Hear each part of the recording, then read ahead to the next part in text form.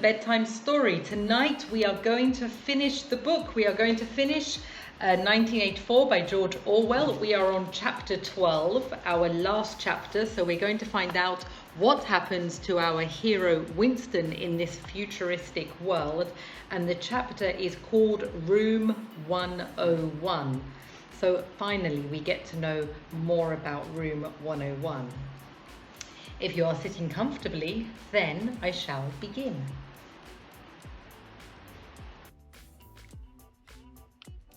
He was much better. He was getting fatter and stronger every day. The new cell was more comfortable than the others he had been in. There was a bed and a chair to sit on. There was paper and an ink pencil. They had given him a bath and they let him wash frequently with a metal bowl. They even gave him warm water to wash with. They had given him new overalls, pulled out the rest of his teeth and given him false teeth. Weeks had passed, perhaps months. He could count time passing by his meals.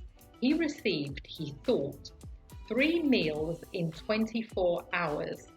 The food was surprisingly good, with meat every 3rd meal. Once there was even a packet of cigarettes. His mind grew more active. He sat down on his bed, his back against the wall.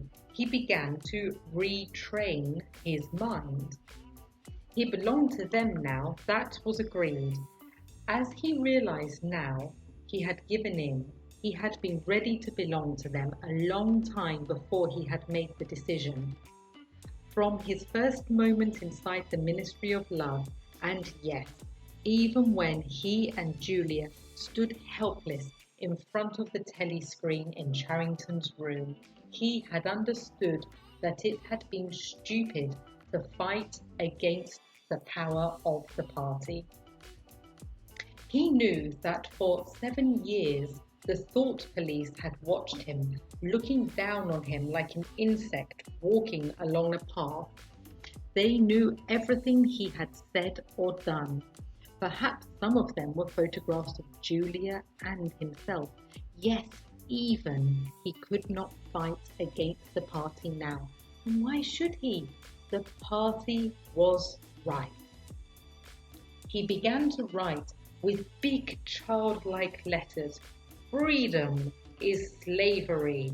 2 and 2 make 5. And while he worked on Crime Stop inside his mind, he wondered when they would shoot him. They might keep him here for years. They might let him out after a short time, as they sometimes did, but one day they would shoot him. You never knew when. Often they shot you from behind in the back of the head. One day, or perhaps one night, he had a dream. He was waiting for them to shoot him. He was out in the sunshine and he called out, "Julia, Julia, my love, Julia." He lay on the bed, frightened. How many years had he added to his time in the cell by shouting out her name? Oh. There was a noise of boots outside. O'Brien walked into the cell. Behind him were the officer with the emotionless face and the black uniformed guards. "You have had thoughts of betraying me," he said. "That was stupid. Tell me, Winston, and tell me the truth, because I will know if you are lying. Tell me, what do you really think of Big Brother?" "I hate him." "You hate him? Good. Then the time has come for you to take the last step. You must love Big Brother." He pushed Winston towards the guards. "Room 101, he said.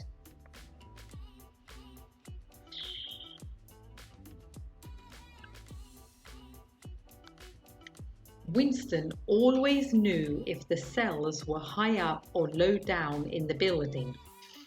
The air was different. This place was many meters underground, as deep down as possible to go. It was bigger than most of the cells he had been in. There were 2 small tables in front of him. One was a meter or 2 away, the other was near the door. He was tied to a chair so tightly that he could not move, not even his head. He had to look straight in front of him. O'Brien came in. "You asked me once," he said, "what was in room 101. I said that you already knew the answer. Everyone knows it. In room 101, there is the worst thing in the world." The door opened again. A guard came in carrying a box. There was a tube at the front of it, and he put it down on the table near the door. "The worst thing in the world," said O'Brien, "is different for each person. It may be death by fire, or death by water, or 50 other deaths. Sometimes it is something quite small that does not even kill you." He had moved to one side, and Winston could now see what was on the table.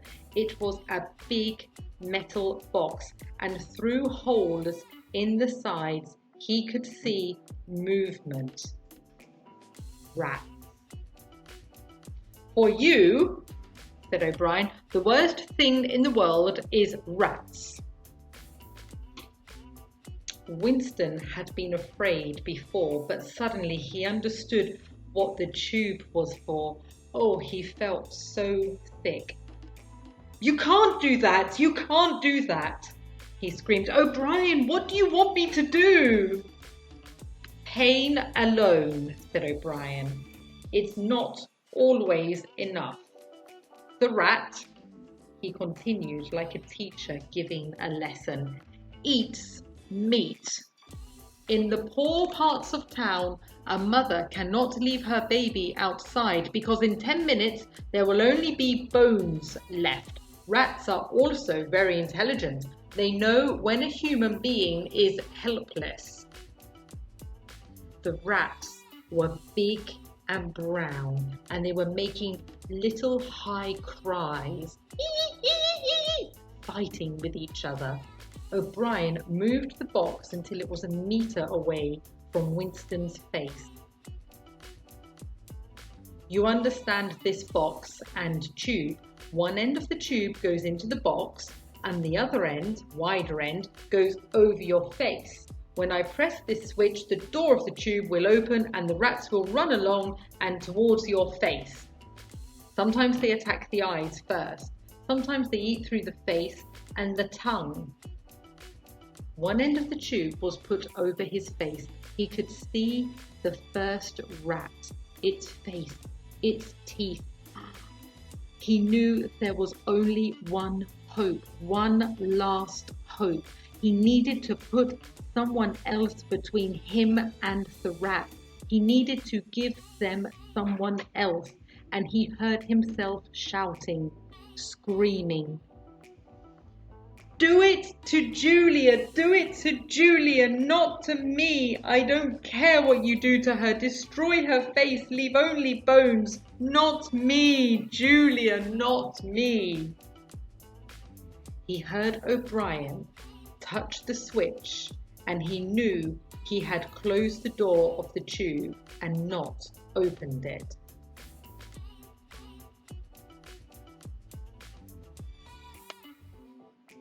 The Chestnut Tree Cafe was almost empty. It was a lovely time of 1500 hours, 3 o'clock. Music came from the telescreens now, but Winston was listening for news of the war. Oceania was at war with Eurasia. Oceania had always been at war with Eurasia. He drank a glass of gin, although it tasted terrible. A waiter brought him that day's Times. His finger moved on the table and he wrote in the dust, 2 + 2 equals 5. They can't get inside you, she had said. But they could get inside you, and when they did, something inside you died. He had seen her. He had even spoken to her. There was no danger in it. He knew that. They took no interest in him now. They could even see each other again if either of them wanted to, but they didn't want to.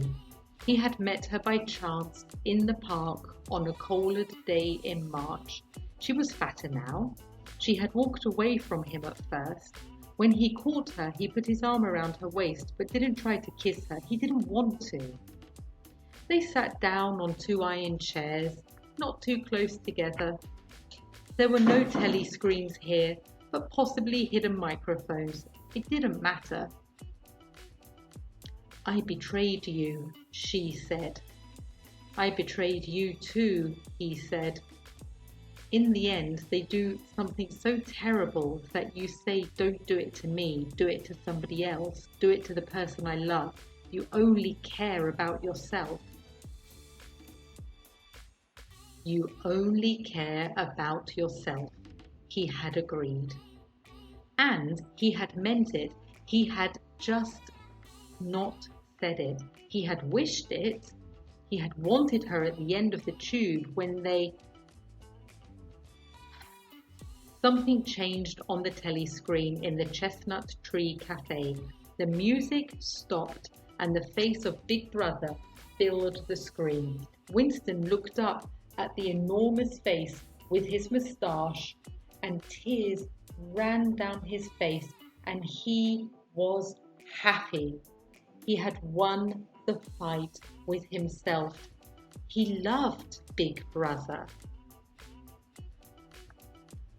The end.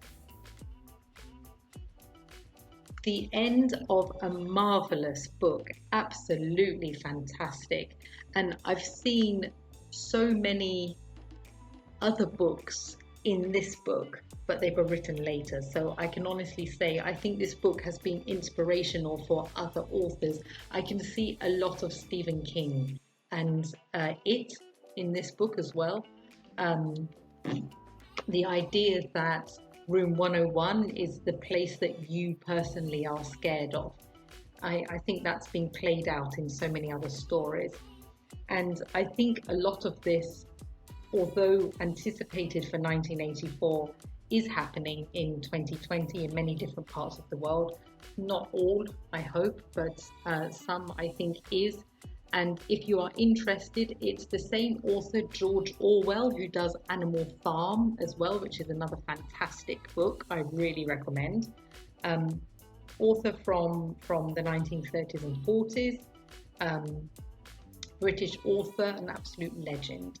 So I hope you enjoyed Bedtime Story, and there's going to be many more, so keep tuning and don't forget, subscribe to the YouTube channel. Thank you for watching. Good night, sweet dreams. Bye-bye.